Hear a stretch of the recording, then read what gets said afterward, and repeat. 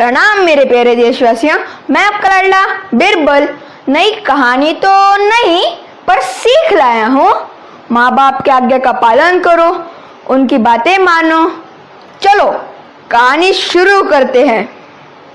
राधे राधे बिरबल जी, कैसे हो आप? राधे राधे भाभी जी, सब कुशल मंगल है। आप बताइए, सब ठीक है ना? बहुत दिनों बाद आपके दर्शन हुए। थोड़ी तकलीफ है बिरबल जी, आप तो जानते ही हो, साल भर पहले इनका निधन हो गया। आप तो थे ही तभी। हाँ भाभी जी, भाई साहब बड़ी जल्दी चल बसे, अभी उनकी उम्र भी कहाँ थी। तो आप बताइए, कोई परेशानी तो नहीं? मेरे लायक क्या सेवा है आपके लिए? बिरबल जी, उनके जाने के बाद ही तो तकलीफ है। उनके रहते हम काफी खुशहाल थे, घर में काफी धन दौलत थी। उनके गुजरने के बाद तकलीफियों ने घेर लिया है। भाभी जी जरा खुल कर तो बोलिए, मैं भी तो समझूं क्या परेशानी है। मेरे रहते मेरा मित्र का परिवार परेशान रहे तो मेरा क्या फायदा? आप निसंकोच होकर बताइए।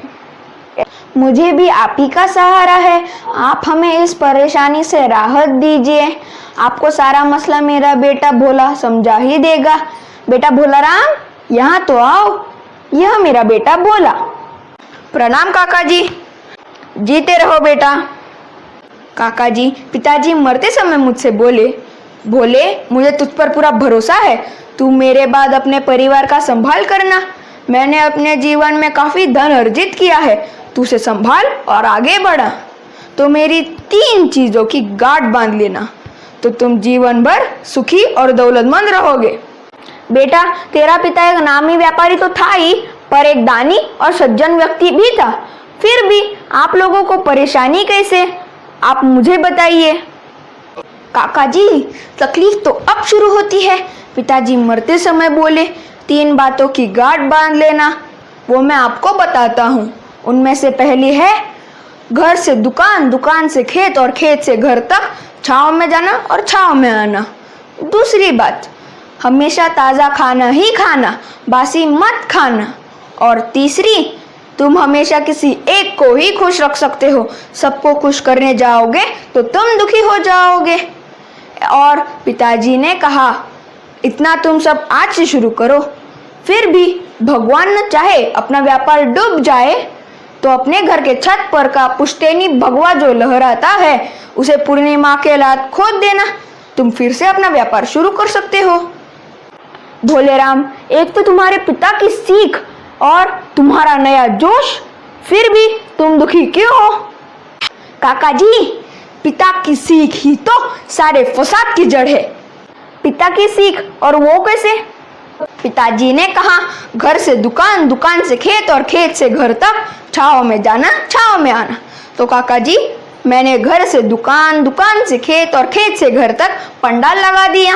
ये पंडाल का भाड़ा भर भर के अब मेरा दिवाला निकलने वाला है। मैं आपको दूसरी बात बताता हूँ, हमेशा ताज़ा खाना ही खाना, बासी मत खाना। तो काका जी, तब से आज तक हम ताज़ा खाना ही खाते हैं, बासी रात का खाना हम फेंक देते हैं, नहीं तो किसी गरीब को दे देते हैं। हाँ, पर हम दोनों समय ताज़ा खाना ही खाते हैं। और तीसरी बात जो मुझे आज तक समझ ही नहीं आई, तुम किसी एक को ही खुश रख सकते हो, सबको खुश करने जाओगे तो तुम दुखी हो जाओगे। पिता की बातें मानता हूँ तो कुछ दिनों बाद मैं रास्ते पर आ जाऊंगा। तो काका जी, आप ही मुझे रास्ता दिखाइए। बिरबल जी, मेरे बेटे ने अपने पिता के आज्ञा का मान तो रखा, पर मेरे तो अब कुछ समझ ही नहीं आ रहा। भोले, तूने सुना तो उनकी बातें, पर थोड़ा दिमाग नहीं लगाया। वो कैसे काका जी? तो आप ही हमें समझाइए, हमें आप पर पूरा भरोसा है, आप हमें निराश नहीं करोगे। बोले, पहली शर्त थी कि छांव में जाना छांव में आना। तो बेटे जी, छांव में जाना तो प्रातः काल सूरज उगने से पहले जाना और सूरज डूबने के बाद ही घर पे आना। दुकान हो या खेत, प्रातः काल जाना और शाम होने के बाद ही घर पर आना, ना कि पंडाल लगा के खर्चा करना। हाय राम, ये हमने क्या कर दिया? दूसरी बात, हमेशा ताज़ा खाना ही खाना।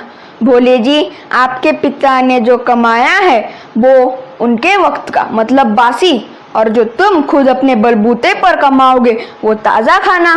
तो ताज़ा कमाओ और ताज़ा खाओ, ना कि उनकी कमाई हुई संपत्ति का बिना काम करे बासी खाओ। पिताजी, ये मैंने क्या कर दिया? तीसरी बात बड़ी सीधी है।